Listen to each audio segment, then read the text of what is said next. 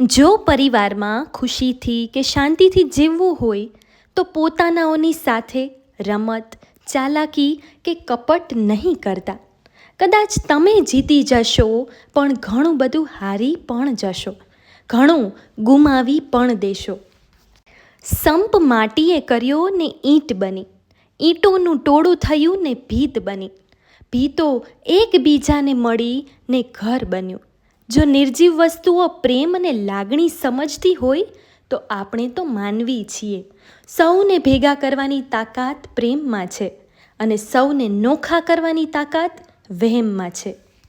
મકાન તો સૌ બનાવી શકે છે, પણ એ મકાનને ઘર બનાવવા માટે સંપનો સિમેન્ટ, એકતાની ઈંટ, હેતની રેત બધાને જોડાવા માટે લાગણીના નીરની ખૂબ જરૂર પડે છે.